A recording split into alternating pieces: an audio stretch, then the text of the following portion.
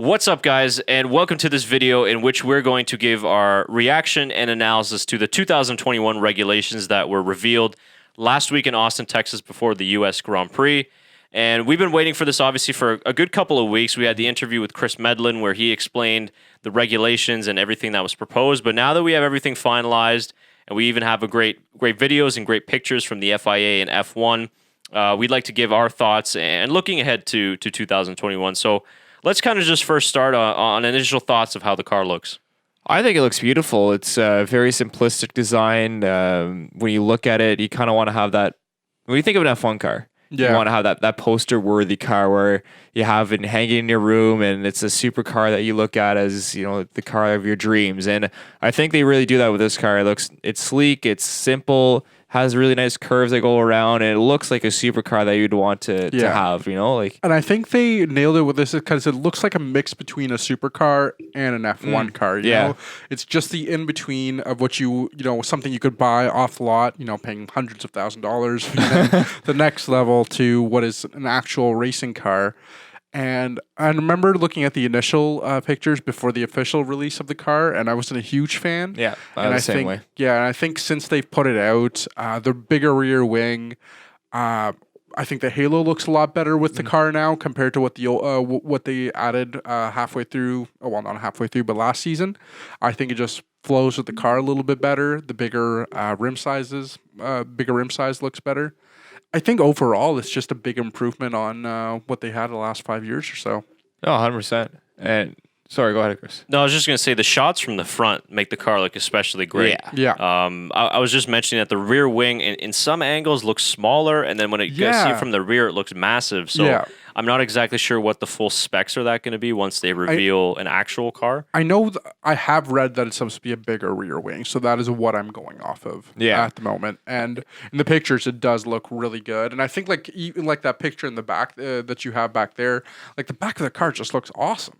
It does. You don't have that kind of look in the car this year for F1, and it just aerodynamically it just looks amazing. I think something we can all agree on too. Kind of first look at it, we thought, and for maybe some of you European viewers, you won't fully understand, but I would 100% Google this. Is look up what an Indy car looks like, American Indy car, because this is almost a very similar look in terms of simplistic, looks sleek, and has the sort of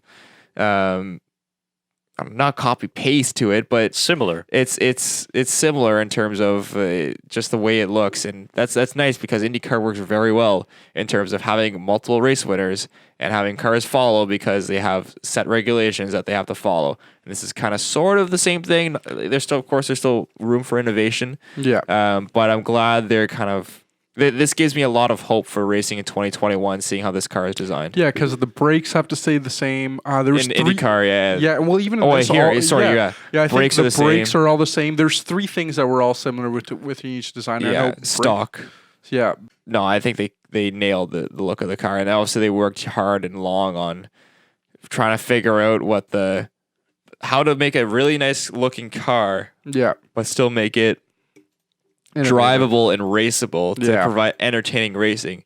And I don't know, it sounds simplistic enough, but I mean the engineering and aerodynamics that has to go with that, and the aero engineers behind this that are trying to figure out this car, they've done a fantastic job. Obviously we'll have to wait and see what the racing looks like, but the way the car looks and the promise of it is fantastic. Yeah, and I really like the overall simplicity of the cars. And obviously, they've eliminated a lot of the side pod barge boards areas, and you really see it in some of the overhead shots, just how clean it looks, which is similar to an Indy car as well. And yeah, I'm going to be interested to see, obviously, these are computer-generated models, so when they actually build a real car and they put the liveries on it and each team kind of puts their own touch onto it, I think that they could look really, really good. I know in the press conference, Max Verstappen said that it was smaller, and I don't know if he was joking around. He was joking. Right? Because that was just like a build that they had, not the actual size of the car. Okay. Yeah, okay. Sure. I heard that. I'm like, I don't know if he's joking or not. Yeah. And it looks like a big car. Yeah, for sure. Yeah, 25 kilograms heavier as well, too. Yeah. Because of the bigger wheel rims as well. So The front wing too, I know that was a big area of contention that they're trying to look around in. I found what they modeled the front wing after, right? And I think it's a perfect replication of Chase Carey's mustache. Beautiful mustache. I know they were trying to figure it out. What should we do with this front wing? And they probably looked at him in the meeting and they're like, right there. Right there. That's the front shape wing it that we needs to need. be. It does look good. So, I mean, it's does. a nice mustache and it's a nice front wing. So, absolutely. I mean, I think the best design of this car, to be honest, is obviously the aerodynamics of it and the fact that it's going to be giving off clean air. yes. So we're going to be seeing a lot more, hopefully, a lot more closer racing in 2021 where drivers aren't hindered by the fact that they can't drive up close to a car. And, like perfect diagram right there where they're showing the current dirty air coming out and the overheating issues that so many cars have experienced the last few years or so. Yeah. So a lot of there's going to be, of course, the not flap, but a cover almost, a small cover on top of the front wheels that will bring down the air, the dirty air coming off the tires and make it clean air coming in the back of the car. And the rear wing is going to be forcing the dirty air a lot higher so that it goes up over the car falling behind it. And it's supposed to be they're going to lose only 10%, they said? 10%. 10% downforce, which is not a lot. Versus now where it's about 40 to 50%. I think it's like 50 to 60. Well, it's 50% we'll go with. Yeah. A lot. It's a lot of downforce. So this will be very interesting to see how cars can follow and do that. Of course, we're not going to know any of this. Everything looks great in the wind tunnel. When we get on the track, we'll see. Oh, yeah. To 5 to 10% reduced downforce. Yeah. So, I mean, speaking of wind tunnels, less wind tunnel testing for 2021. That's true. So it's going to give some manufacturers the advantage because, going with your wind tunnel testing, just the fact that you can only make a certain amount of upgrades for certain parts of the car. Yeah. Which goes with your wind tunnel. Well, yeah, for sure. The one thing I am not happy about is I think is penalties for brake changes and such. That's very strange. I find that weird because like there's going to be some teams that are going to have their brake pad's going to be low and they're not going to want to make the change because they don't want to take that penalty. Well, that's also a big safety issue. That's exactly it. Brakes are massive in Formula One. I'm fine with having everyone gets, even if you do it where you have the whole tire set where these are the brake pads you get a certain amount of brake pads per weekend. Mm-hmm. Figure it out. That's fine. Yeah, I think they should limit it like that. That's honestly a very good idea for a race. Have a specific amount of brake pads you're allowed. Listen to me, F1. But yeah, like you know what I'm talking about. I'm not a huge fan of this. You can only you get a penalty for a brake pad change. Yeah, that's way too minimal. Because that's when the teams are going to try to cut corners and then pads are an small. Issue. Yeah, very pads are a very small cost for an F1 car. And with them being 25 kilograms heavier, that's going to put more force onto the brakes. Yeah. So how long are they going to last versus now when the cars are 25 kilograms lighter? So I didn't understand that part. So maybe there was a clarification that they issued afterward, but I looked at that and I was like, well, that doesn't seem like very safe to me. Yeah. Of course, the original topic was how tire blankets would be restricted and out of F1, and that's been reversed. Yeah, I think they're keeping it pretty much the same as they have right now. Tire blankets for 2021 and 2022 with restrictions, but we don't know those restrictions yet. Yeah, it might be a certain temperature, for example, but it kind of makes sense for Formula One. It's very specific. I mean, obviously in sports car racing, there are no tire blankets, but obviously we're dealing with different cars, different regulations. Gearbox Design is another one that's a little bit more restricted, so they're kind of freezing it to save research and development costs, which is why they want to introduce like fewer upgrades and everything, which it is interesting and it seems like it's a good idea. But my worry is for example, like this season we saw Ferrari really come on after bringing upgrades in Singapore. So my issue with it is, could it possibly limit teams making a comeback halfway through the season? It could, 100%. There's pros and cons to everything. But I think at that point, you put more pressure on not having what we saw with Williams and we saw with Racing Point this year, where you come out with a base car that doesn't have any upgrades to it, that is bare minimum, and they didn't put a lot of work into the wintertime. Right. Where now you have to, your main stuff is going to be a lot of the winter's prep and building this car. Yeah, no, it's true. I agree with you there. So maybe everyone's going to be coming out with that base car at the beginning of the season and have a little more R&D as they go through. Yeah. Eliminating gearboxes and stuff with there's going to be 3 Mercedes manufactured cars in 2021 with obviously Mercedes, Renault, and then Racing Point and 4 with Williams if they're continue with Not Renault. McLaren. McLaren. Yes, sorry, not Renault. McLaren. So that's on 4 Mercedes-driven engines right there. Yeah. With a limited gearbox using the same engine and everything. So it might give them more of an advantage to the other teams as well because they are going to be using those stock items, that we were talking about. Yeah. Yeah, that's interesting. Another one, too, that they've changed is the revised weekend schedule. Obviously, It's not really that revised, though. yeah, it's moving from 4 days to 3 days, which really Which is doesn't affect fine. fans. It's the media gets moved to Friday. We still get 3 days of track running if you're attending the races. Yeah. But the big thing is that they're going to be moving to a limit of 25 races per season. Now, obviously, the schedule has not yet close to be confirmed for 2021, so it doesn't mean that in 2021 we're going to have 25 races right off the bat, but it seems like they've put a cap at 25 where this is as far as we'll go, but we won't go over that 25. So Yeah. that's another thing that we'll have to see. They didn't limit teams though, right? Is there No, saying there's no limit on they're teams. sticking with 10 teams for 2021, or have I they don't- said if they're going to add it? I don't think they've said anything Yeah. yet. There's a lot of rumors going around about certain teams possibly looking to enter, but nothing has been Yeah. set in I stone think yet. Porsche said they've officially backed out though, right? Correct. Yeah. Yeah. What Which I is unfortunate. I know. was really hoping- Porsche, I wish would be in there.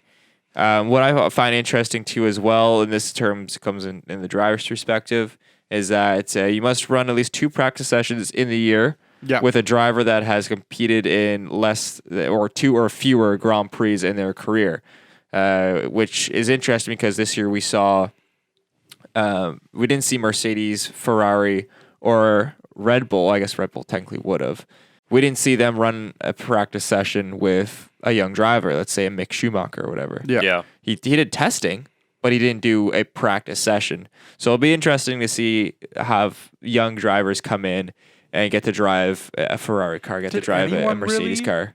Except for No one in Mercedes. Williams? Latifi, that's it. Williams, really. Latifi, right? and that was it. Yeah. There's a couple others. There's a Japanese driver for Yamamoto Toro Rosso. in Japan. But he's not young. He's 31 No, Yeah. but he's competed in as a rookie, right? Correct. right. Yeah. So Yeah. technically, he fits in that perspective. Yeah, you're right. I mean, you could have a guy from IndyCar come over. Let's say you could have think of someone off my head, top of my head. Marcus Will Ericsson. Power. No, because he's competed in 2 Oh races. yes, yeah. You could have Will Power, let's say, come over and like if you wanted to do maybe you could use it. You don't have to use it as a stepping stone. You could use it as a promotional thing. Yeah, Like, McLaren there's a might whole- do it with their IndyCar. Yeah, for sure. Patricio Award or something. bunch like of things that. you could do there. So it'll be sure. interesting to see how teams use that. Yeah. Well, And- yeah. With Aston Martin, also, you guys were saying entering IndyCar, not IndyCar. McLaren's entering IndyCar. Okay, maybe I'm 24-hour thinking Le McLaren. Mans. Yeah. So yeah, Yes. they're in 24 hour. Yeah, Yeah. Yeah. Aston Martin 24 hour. Yes. Okay, that's what Yeah. I'm thinking of then. Yeah. Yeah.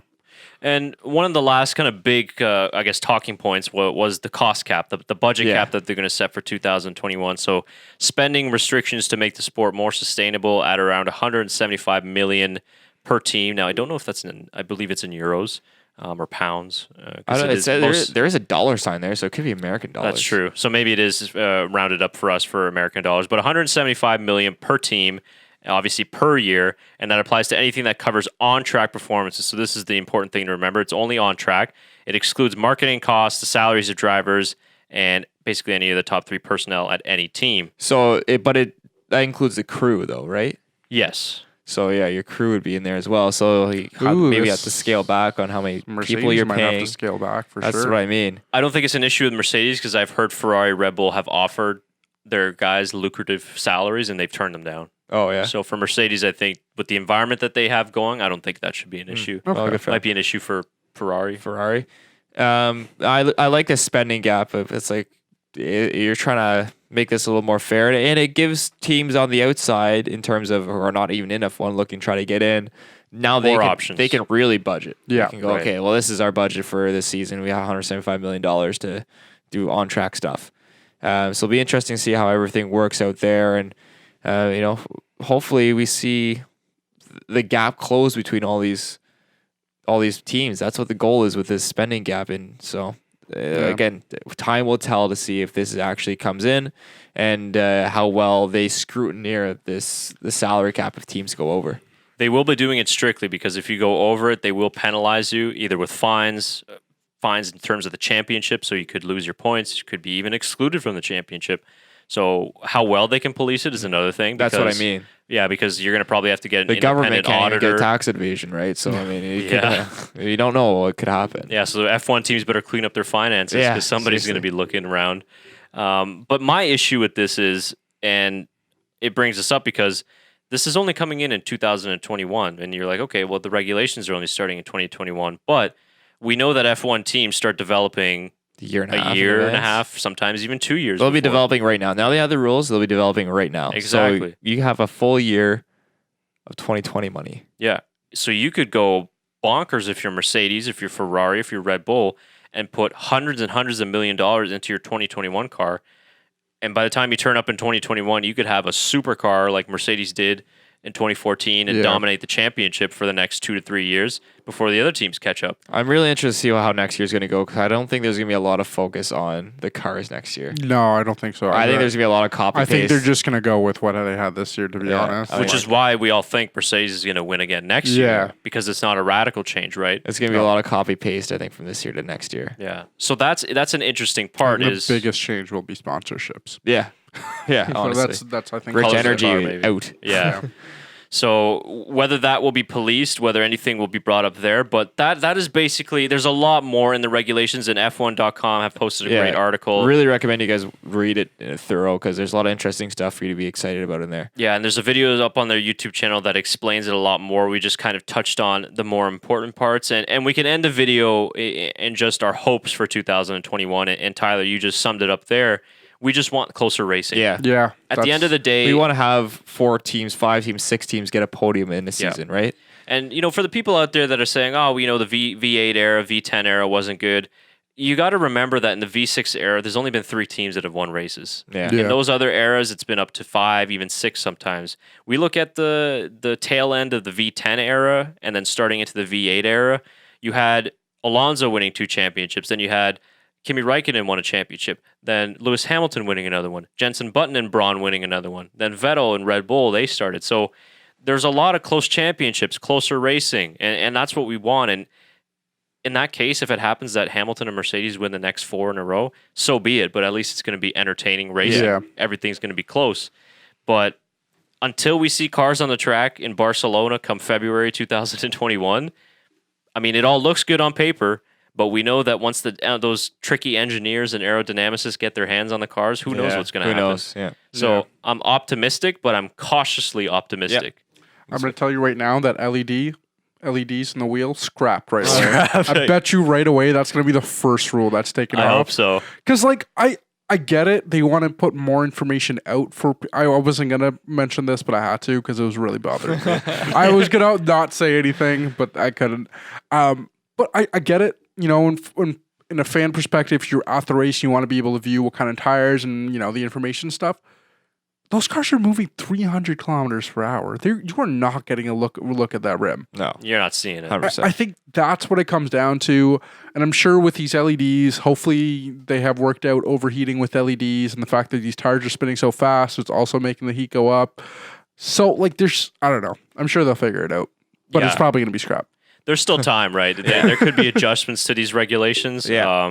But overall, I think that, like Chris Medlin said when I talked to him, 2021 might necessarily not be the big revolution that we're experiencing, but it's the first step. Yeah, 100%. for sure. So I'm just really, really excited to see what these cars are like. And if they're 3.5 seconds slower, honestly, So I don't be it. really care. Yeah. It doesn't that's matter. Fine. It's IndyCar is much slower than F1, but their races are a lot more entertaining Yeah. Yeah. on average. So, yeah, it's a new generation of cars, a new generation of F1. What do you think of the 2021 regulations? What do you think of how the car looks? What are some things that you like? Personally, one thing I dislike the most is the little covers on the wheels, but I can live with it. I actually like them. Okay. You're talking about the one right on top, right? Correct. I don't mind that. They look fine. You can't notice. You don't notice Yeah. them. They look like I little think- winglets. Yeah, I was going to Fair say enough. from the Ferrari's front of it, mirrors look yeah. bigger than that. Ferrari has mirrors bigger than that. Yeah. Right? Everything's fine. To be honest, I don't mind it. I quite like it. Yeah. Yeah. All right, fair enough. It's not a big one for me. It's a lot better than what the first original sketches looked like. So I think that the actual physical car itself will look even better. So, but I can live with it. I think the broadcasts will be more interesting this way because I think we're going to be seeing a lot more information from from the broadcast in 2021. Yeah, I feel like there's going to be a lot more computer systems built into the car for them to be able to track all of that. I think we'll see maybe even like visor cams or different things like that. The technology is going to be interesting for 2021 for sure. But let us know your thoughts. What did you think of the regulations, and what are you expecting for 2021? Are you hopeful? Are you pessimistic about the future? We're interested in your thoughts and what you think of the overall look of Formula One in the future. Let us know in the comments below. We'd love to hear from you. We'll be back obviously next week. We got the Brazilian Grand Prix preview coming up. If you haven't already seen our recap for the U.S. Grand Prix, if you haven't seen our recap for the U.S. Grand Prix, it's also down below in the description and attached in the video. So check that out. We appreciate you guys listening, and we'll see you next time.